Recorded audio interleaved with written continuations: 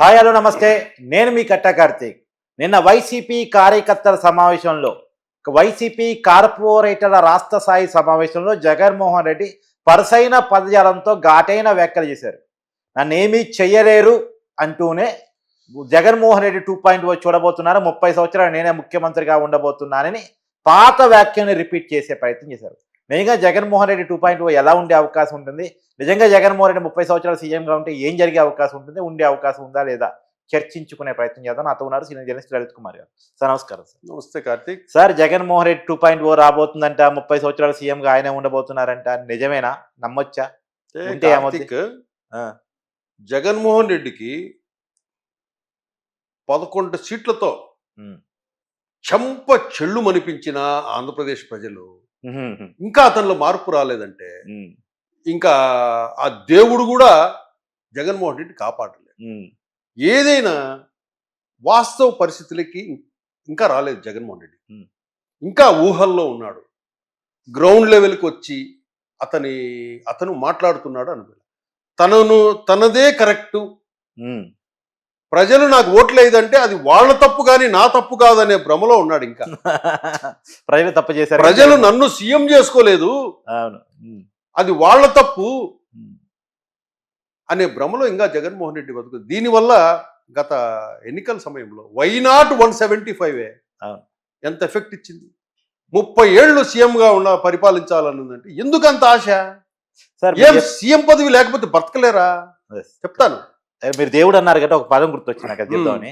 ఖడ్గం సినిమాలో రవితేజ్ ఒక పాట పాడతాడు. వెంకటేశ్వర స్వామి ఫస్ట్ కోరికలు స్టార్ట్ చేస్తాడు, ఆ చిట్ట వీరైతే సీఎం చేయి పిఎం చేయి అని చెప్పేసి మాట్లాడేసరి దేవుడు మాయమైపోతాడు. జగన్మోహన్ రెడ్డి గారి కోరికలు కూడా అంతేనేమో. అవును. అంటే ఎందుకు సీఎం పదవి ఏం పదవి లేక ఉండలేరా? ఏం జీవితం అంటే పదవేనా? జీవితం అంటే సీఎంఏనా?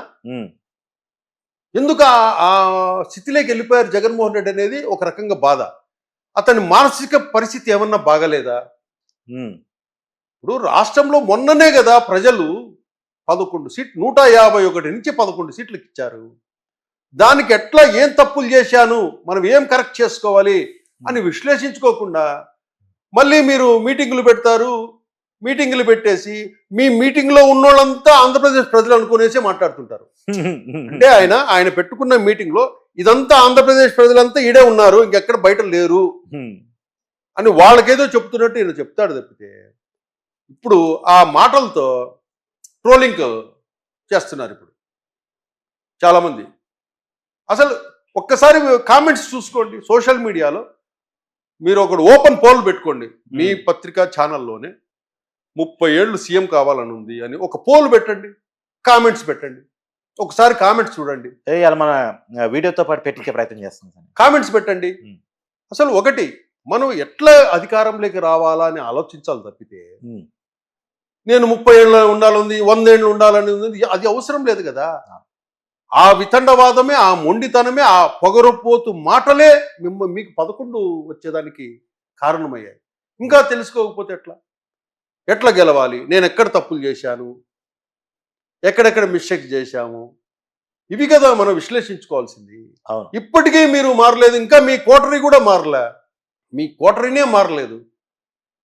చట్టం మీద, చట్టాల మీద, శాసన వ్యవస్థ మీద మీకు నమ్మకంలే, అసెంబ్లీకి రానంటారు, ప్రతిపక్ష హోదా ఇస్తే వస్తానంటారు. అన్నీ తెలిసి వితండవాదం అనమాట. తప్పించుకోవడానికి ఇది ఒక మార్గం. ఇప్పుడు రీసెంట్గా నిన్న ఇంటి దగ్గర ఏదో కాల్ చేశారు అన్నారు. జగన్మోహన్ ఇంటి దగ్గర ఇన్ని రోజులు కాల్చింది, ఇప్పుడు ఎందుకు కలుస్తారు? పోనీ ఏదైనా సిగరెటో పారు పడేశారంటే అక్కడ ఏదన్నా ఎండు గడ్డి లాంటిది ఉంటే అంటుకునిందిలే అనుకోవచ్చు. అక్కడంతా పచ్చగా ఉండేది. అక్కడ ఏంటంటే అక్కడ కాలుస్తున్నా కూడా ఆర్పే వాళ్ళు తక్కువ, వీడియోలు తీసేవాళ్ళు ఎక్కువ ఉన్నారు సెక్యూరిటీ. అవును. అక్కడ ఆర్పే వాళ్ళు ఇద్దరు, ఆ మంటల్ని వీడియోలు తీసేవాళ్ళు. అంటే ఈ వీడియోలు తీసి ఏం చేద్దాం అనుకుంటున్నారు? బయట సింపతి కోసమా? దీంట్లో నాకు అనుమానం నిజమా కదా మీరే చెప్పండి. జగన్మోహన్ రెడ్డి మీద కోడికత్తి దాడి జరిగినప్పుడు ఆ కేసులో జగన్మోహన్ రెడ్డి బాధితుడు కాడు నిందితుడని తేలిపోయింది. అవును. ఎందుకంటే విచారణ సహకరించట్లేదు. ఉమ్, తర్వాత గురకరాయి దాడి జరిగినప్పుడు గురకరాయే తగలేదు, అసలు ఇదంతా జగన్ డ్రామా అని అర్థమైపోయింది. ఉమ్, తర్వాత బాబాయ్ హత్య కేసు జరిగినప్పుడు బాబాయ్ది హత్య చేపించిందే జగన్మోహన్ రెడ్డి, చేసింది అవినాష్ రెడ్డి అనేది బయటపడిపోయింది. సిబిఐ కేసు అవును, నడుస్తుంది. అవును. ఈ మూడు చూసినప్పుడు ఇది కూడా జగన్మోహన్ రెడ్డి తనది తాను నిప్పి పెట్టుకున్నాడా? ఏంటంటే గవర్నమెంట్ సెక్యూరిటీ తగ్గించేసింది కొద్దిగా, మాజీ ముఖ్యమంత్రి ఓన్లీ ఎమ్మెల్యే కాబట్టి రోడ్డు ఓపెన్ అయింది. అంతకుముందు రోడ్డు అంతా ఇప్పుడు బ్లాక్ అయింది. డిస్కషన్ ఏం జరుగుతుందంటే కార్తీక్, ఆ.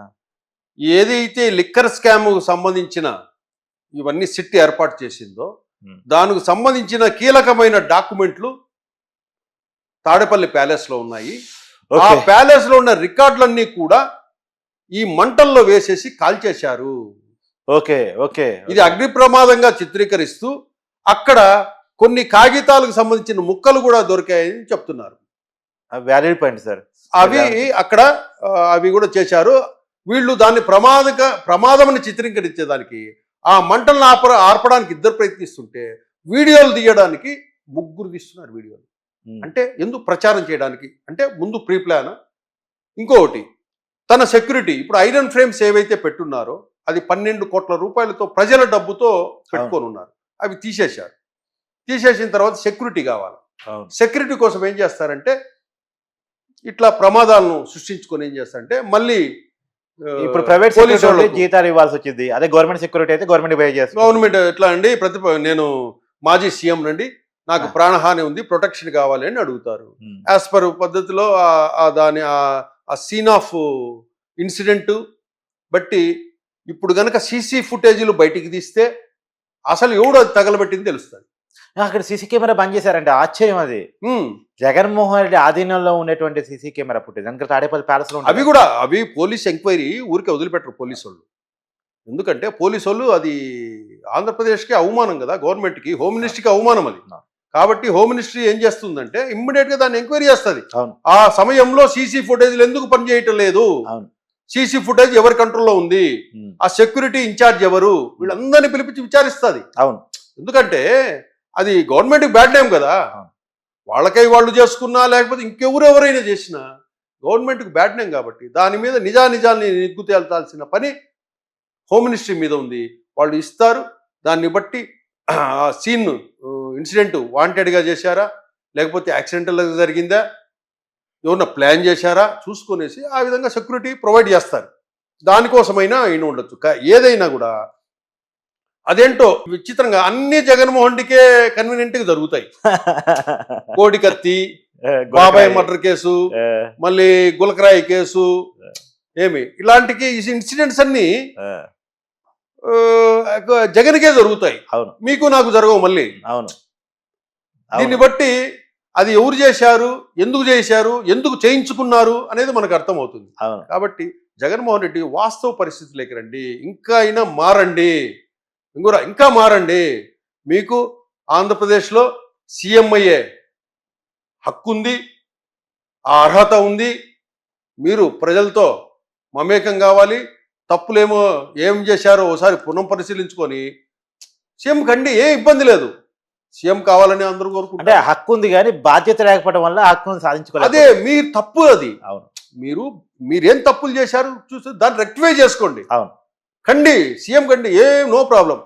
కానీ 30 ఏళ్ళు 40 ఏళ్ళు నేనే ఉంటాను భ్రమ అనేది మాత్రం అవి అనకండి. ఇప్పుడే జనాలు వైనాట్ 175 అని చెప్పేసి కార్యకర్తలు పరుగు తీశారు. మీరు కార్యకర్తలను అవమానం పాలు చేశారు. మీ వల్ల కార్యకర్తలు చెడిపోతున్నారు. మీ మాటల వల్ల కార్యకర్తలు, నాయకులు వీళ్ళు చెడిపోతున్నారు. పాపం వాస్తవ పరిస్థితులకి రండి, గ్రౌండ్ లెవెల్లోకి రండి, తప్పులు చేయండి. తప్పులు ఏం జరిగాయో ప్రజలకు చెప్పండి. దానికి ఎట్లా రెక్టిఫై చేసుకోవాలో, ఎట్లా ప్లాన్ చేయాలో చేయండి. కానీ ఈ మాదిరి వ్యాఖ్యలతో ఏమవుతుందంటే మేము అంతో ఇంతో ఇంకా మిగిలి ఉన్న మీ క్రెడిబిలిటీ, మీ క్రేజీ ఇంకా కోల్పోవద్దనేసి జగన్మోహన్ రెడ్డి చెప్తున్నాం. Thanks sir.